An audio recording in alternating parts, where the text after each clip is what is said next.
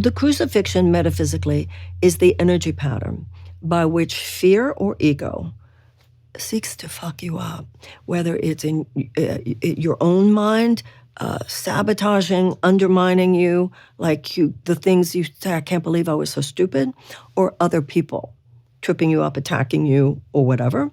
Or it could be, for some people, it's the experience of your divorce, it's the experience of illness, it's the experience of getting sober, it's the experience of grieving a loved one. It's the things that happen on this earth that tempt us to stay stuck in over-identification with what's happening in the world, failing to recognize the larger peace and love that's available to us no matter what.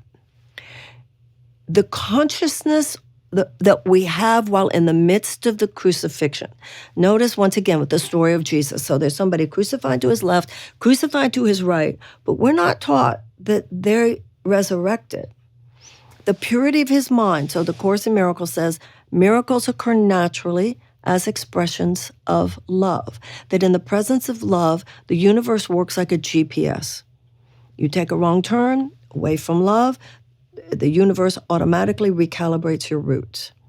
So there's the consciousness of love. I will continue to have faith. I will continue to try to love that person no matter what they did. I will atone for my mistakes. I will forgive others for theirs. I will really try to work this. I will really try to work that this too shall pass. I will really try to take responsibility. I will really try to do all the inner work that at this point we all pretty much intellectually know is the work to be done. Then the body goes into the tomb. And that tomb, my friend Sandy calls it tomb time. You're crying, you're grieving. The time to be heartbroken is when your heart is breaking. You're crying, you're processing, you're doing your work. You're in that darkened tomb space. And then 3 days later, the symbolic 3 days, just like the symbolic 40 years in the Old Testament, the women come to retrieve the body. And there are angels, i.e. thoughts of God, in the mystical tradition. And they say to the women, he's not here. He's risen. What that means, along with what you were saying, you're not even the same person. Your molecular structure is different. You're not triggered by the same things. You're healed of things you didn't used to be healed of. You're ready for life in a different way. You are transformed as a person. That's what resurrection is. Resurrection is the return to sane thinking. That's what the Course in Miracles says, to return to your right mind.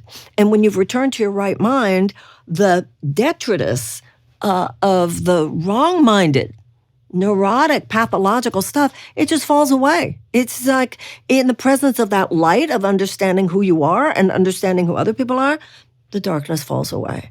And that's the twice born. And that's the resurrection. And that is, you were mentioning the Armageddon before, that has tremendous collective applicability as well. Yeah, whether you call it the dark night of the soul or the fear of the crucifixion, it just seems like, many people that I've, supported or talked to that have been through like really immense, huge, deep moments of depression or loss of someone, there is the fear of entering the darkness and not knowing if we'll make it out on the other side, the real actuality of an ego death, And on the same token, other side of the coin, there's the fear of the light that's on the other side of it and that we have within us. And you speak to this so powerfully as well. So for those that are experiencing or they anticipate one day will be coming their own personal dark night, and they have the fear of the ego death and the power of their own light, what do you say to them? Well, you're saying really important stuff there. When you said we're afraid of the darkness, afraid of going into the darkness because we're afraid we'll never get out. What we should be afraid of is not going into it when it's time to go into it. And that's how much damage these psychological myths are that dominate the modern world. Happy, be happy, this cheap yellow smiley face. That's what's dysfunctional. When I was going through something very difficult, I called my friend, Mary Morrissey. I don't know if you've ever met Mary. She's this incredible minister and teacher.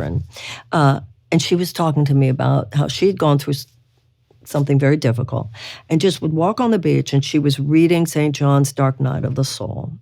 And the thing about the dark night of the soul, she said, is number one, it's not a matter of if, it's a matter of when. And that when you allow yourself to go through the dark night of the soul, you actually come to embrace it because you come to recognize aspects of yourself that you didn't even know were there. So this idea that we have, once again, it's a big lie that's been promulgated in our society, that there's something wrong about being sad. Sometimes there are things to be sad about.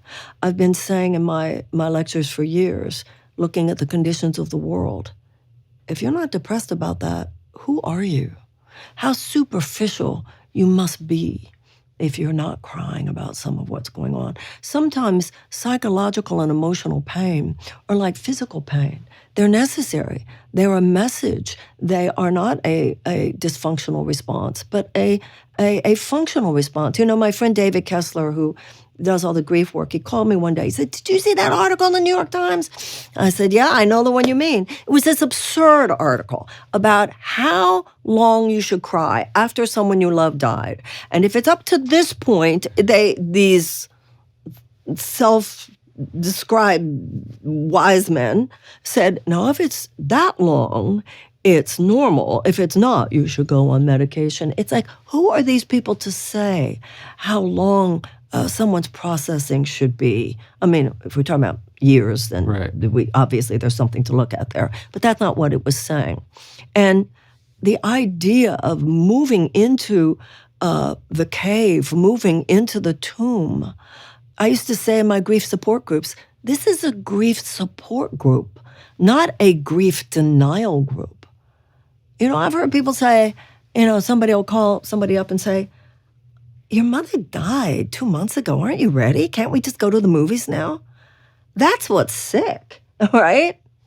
So I think that this allowing oneself, the grandeur. I wrote a book called Tears to Triumph. And at the beginning of the book, I put a quote from Rilke. Let me not squander the hour of my pain. It's powerful. Let me not squander. There are things I'm learning here. I know I've been through a lot in my life, and those are sacred times too. Those are sacred times too. It feels in those moments there's an immense opportunity, unlike any other time, to like unravel some jewels within yourself. And sometimes they're painful. Yeah. It's painful getting there. Yeah, if you only hadn't been so stupid. Yeah, if you only had prayed about that one. Yeah, if you only hadn't acted so quickly. If you only hadn't only been thinking about yourself. Yeah, if you only hadn't, behaved so recklessly or irresponsibly. Yeah, maybe if you had thought more about yourself. Maybe you'd had more faith in yourself. Maybe if you had taken the whole project more seriously. Yeah, you get to jewels on the other side of it. In AA, they say every problem comes bearing its own solution. But it comes bearing its own solution in that it will ultimately take you to realizing the person that you had chosen not to be. And even when other people did it to you, the Course in Miracles says you have to take 100% responsibility for your experience. And if you don't, the price you will pay is that you can't change it. So sometimes you'll feel like, look, this was 90% their stuff. Well, we're going to have to look at the 10% that's yours. Because, and I've seen this so often in my life, yeah, they did it to you, Marianne, but you let them in the room. You let them, what were you doing? Letting that person anywhere near this project?